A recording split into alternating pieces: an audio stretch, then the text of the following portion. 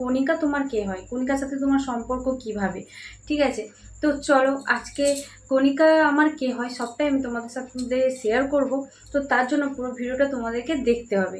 ঠিক আছে, তো চলো ভিডিওটা স্টার্ট করা যাক। হে এভরিওয়ান, কেমন আছো সবাই? আশা করি সবাই ভালো আছে। আমি তো খুব ভালো আছি। সবার সুস্থতা কামনা করে চলে এলাম একটি নতুন ভিডিও নিয়ে। তো আজকের ভিডিওটা কোনো ব্লগ ভিডিও না, আর কোনো নিজের বিষয়ে কোনো কিছু না। ঠিক আছে, তো অনেকের প্রশ্ন যে কণিকা আমার কে হয়। তো তোমরা তো অবশ্যই অনেকেই জানতে চেয়েছো, তো আমার কমেন্ট মেসেঞ্জার পুরো ভর্তি করে দিয়েছো যে কণিকা তোমার কে হয়, কণিকার সাথে তোমার সম্পর্ক কিভাবে। তো চলো আমি আমার ভিডিওটা এখান থেকে স্টার্ট করছি। এখন বাজে রাত্রি 10টা। তো সবাই একটু আমার পিছন ব্যাকগ্রাউন্ডটা একটু ম্যানেজ করে নিও। ঠিক আছে, তো বাড়ির ভিতরে আমার কোনো স্ট্যান্ড নেই। তো আমি এমনি আমার ক্যামেরা ক্যামেরা রাখার জায়গা হচ্ছে দরজা জানালা। তো সত্যি কথাই, তো তোমরা হাসলে শুনলে। তো যাই হোক, আমি জানালায় দরজায় ফোন রেখে আমি কিন্তু ভিডিও করি। ঠিক আছে, তো আমার এই ব্যাকগ্রাউন্ডটা সবাই একটু ম্যানেজ করে নিও। তো চলো ভিডিওটা স্টার্ট করি। তো অনেকেই প্রশ্ন করো আমাকে যে কণিকা আমার কে হয়, কণিকার সাথে তোমার আলাপ কিভাবে, তুমি কি কোনোদিনও কণিকার বাড়ি গেছো, বা কণিকা কেমন? তো এই প্রশ্নগুলো আমার কাছে কিন্তু প্রচুর এসছে। ঠিক আছে, তো এতদিন তো আমি ভিডিও দিইনি। তো সত্যি কথা বলতে আমি কিন্তু ভিডিওর লাইনটা ঠিকঠাক আমি জানি না। ঠিক আছে, তার জন্য হয়তো আমি সেরকমভাবে ভিডিওটা তৈরি করতে পারছি না। তো তার জন্য তোমরা ক্ষমা করে দিও, আর একটু ম্যানেজ করে নিও ভিডিওগুলো। আর ভিডিওগুলো দেখো, অবশ্যই ভালো লাগবে। ঠিক আছে, তো চলো কণিকার সাথে আমার প্রথম আলাপ যে সুস্মিতার বাড়িতে। তো তোমরা অনেকেই তো সুস্মিতাকে জানো যে সুস্মিতার লাইফস্টাইল। তো ওর বাড়িতেই আমার সাথে কণিকার পরিচয়। তো সুস্মিতার বাড়িতে ছিল কার্তিক পুজো। ঠিক আছে, তো ওই পুজোতে সুস্মিতা কিন্তু আমাকে ইনভাইট করেছিল, আর অনেককেই ইনভাইট করেছিল, অনেকেই এসেছিল।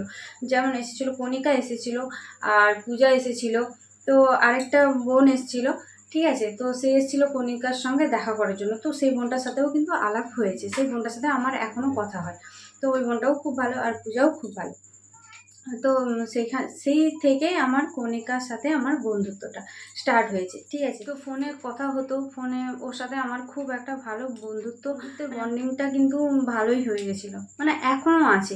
ঠিক আছে, আর আমি চাই আমাদের বন্ধুত্বটা যাতে না কোনোদিনও নষ্ট হয়। তার জন্য আমি ওকেও বলি যে দেখ, আমি তো একটা ছোট ইউজার। ঠিক আছে, ইউটিউব বলো, ফেসবুক বলো, আমি একটা ছোট ক্রিয়েটার, জাস্ট হয়তো শখের বসেই করতাম। তো এখন সেটা ইন্টারেস্ট জেগে গেছে যে না, আমি একটু বড় হব। ঠিক আছে, যাই হোক, তো ও কিন্তু বড় একটা ইউটিউবার, 2 লাখ সাবস্ক্রাইবার, তোমরা তো বুঝতেই পারছো 2-2.5 লাখ সাবস্ক্রাইবার তো যাই হোক, ও যে এতটা আমাকে আপন করে নেবে সেটা কিন্তু আমি কোনোদিনও ভাবিনি। তো একদিন ওই সুস্মিতার বাড়িতে যখন এসেছিল, তখন সুস্মিতাই আমাকে বলেছিল যে সীমাদি জানিস, কণিকা ডটের যে কণিকা দি, সে কিন্তু আমাদের বাড়িতে এসছে। তো তখন কিন্তু আমি সুস্মিতার বাড়িতেই ছিলাম। আর ঠিক আছে, তো ওর সঙ্গে আমার তখন দেখা হয়নি, তো আমি বাড়ি চলে এসেছিলাম। তো তারপরে কিন্তু সুস্মিতা আমাকে ফোন করে ডেকেছিল যে সীমাদি তুই তাড়াতাড়ি করে আমাদের বাড়িতে আয়। আর তোমরা তো অনেকেই জানো যে সুস্মিতার বাড়ি আর আমার বাড়ি একদম পাশাপাশি। ঠিক আছে, তো আমি কিন্তু গেছিলাম। তখন যাওয়ার পরে কণিকার সঙ্গে আমার দেখা হয়, সেই ফার্স্ট দেখা হয়। সেটা একটা আলাদা ফিলিংস ছিল যে এত বড় একটা ইউটিউবার আমার সঙ্গে কি কথা বলবে না, কি তখন এরকম ভাবতাম যে হয়তো কথা বলবে না আমাদের সঙ্গে। তো আমি তো ওর বিষয়ে জানতাম না যে ও মেয়েটা কেমন। ঠিক আছে, কিন্তু তারপরে যখন ওর সাথে কথা হলো, যে ও এত ভালো, এত ভালো, তোমাদেরকে কি বলবো, সত্যি খুব খুব খুব ভালো। তো সুস্মিতাও যেমন একটা খুব মিষ্টি মেয়ে, আর কণিকাও তাই। আর ওদের থেকে কিন্তু আমি বড়। ঠিক আছে, ওরা আমার থেকে ছোট।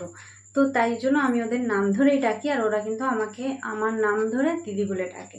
ঠিক আছে, তো তারপরে তো ওর সাথে আমার খুব একটা দেখা হয়নি। তারপরে আরেকবার মনে হয় ও এসেছিলো সুস্মিতার বাড়িতে, তখন কিন্তু আমাকে ফোন করে ডেকেছিলো যে তুই বাঁধকে আয়, আমাদের যে বড় বাঁধ বলি আমরা, সেখানে সুস্মিতার বাড়ির আগের দিকটায়। তো ওইখানে আমাকে ডেকেছিলো যে তুই আয়। তো আমি কিন্তু ওইখানে গেছিলাম। তো যাওয়ার পরে ওর সঙ্গে আমার দেখা হয়েছিলো ওই 2 মিনিটের জন্য। তারপরে কিন্তু আর দেখা হয়নি, ও বাড়ি চলে গেছিলো। আর তারপর তো তোমরা জানো যে ও বাইরে চলে গেছিলো, ভাইয়ের সঙ্গে কোয়ার্টারে চলে গেছিলো। তো তারপরে তো আর দেখা সাক্ষাৎ কোনো কিছুই হয়নি। তো ফোনেও সত্যি কথা বলতে আমরা তো বাড়ির বউ, তো সেরকমভাবে ফোনেও কিন্তু অতটা কথা হয়নি, যেটা না হতো টুকটাক, হোয়াটসঅ্যাপ মেসেজ এরকম আর কি টুকটাক। তো ও যখন বাড়ি আসলো, তখন ও বাড়ি এসে, ও আর ভাই দুজনে এসছে। তো মানে ও তারপর তো তোমরা জানো যে ওর বাবা মারা গেছিলো, তারপর ও বাড়ি এসেছিলো। তো আসার পরে ও কিন্তু আমাকে অনেক করে ডাকলো যে সীমাদি তুই আমাদের বাড়িতে আয় না প্লিজ। তো আমি না কোনো মতে মানে কোনো কিছু করতে পারছিলাম না যাওয়ার জন্য, কিন্তু আর ও কিন্তু খুব করে ডাকছিল। হ্যাঁ ঠিক আছে, তো আমারও মনটা খারাপ হচ্ছিলো, আমারও ইচ্ছে করছিলো ওর বাড়িতে যাওয়ার জন্য, কিন্তু যেতেই পারছিলাম না। যাই হোক, তারপরে কিন্তু একদিন সময় করে মানে ও ছাড়বে না একদম, এরকম একটা আর কি ব্যাপার। তো তার মাঝখানে ছিল ওর জন্মদিন আর আমার বেটির জন্মদিন একদিনে। তো ও আমাকে বলেছিল যে তাহলে চল আমরা হচ্ছে তোর মেয়ের জন্মদিন আর আমার জন্মদিন একসঙ্গে করি। তো যাই হোক, সেদিনও কিন্তু হয়েছিল প্রচুর বৃষ্টি। তো তার জন্য মানে রেস্টুরেন্টে গিয়ে প্রোগ্রামটা করার ইচ্ছে ছিল, কিন্তু সেদিন প্রচুর বৃষ্টি হওয়ার জন্য কিন্তু আর কোনো কিছুই হয়নি। তো তার 1-2 দিন পরে আমি কিন্তু ওদের বাড়িতে গেছিলাম, আমি, আমার বোন, আমার মেয়ে। তো গেছিলাম। তারপরে একবার মনে হয় তেমাথানি, মানে আমাদের যে তেমাথানি বড় বাজার, তো ওখানে এসেছিলো, সেখানে একবার দেখা হয়েছে। আর ওদের বাড়িতে একবার গেছি, তারপরে এই দুর্গা শ্যুট করার জন্য ওদের বাড়িতে আমি গেছিলাম। ঠিক আছে, তো আমাদের বন্ধুত্বটা এইভাবেই মোটামুটি শুরু হয়েছে ওই সুস্মিতার বাড়ি থেকে।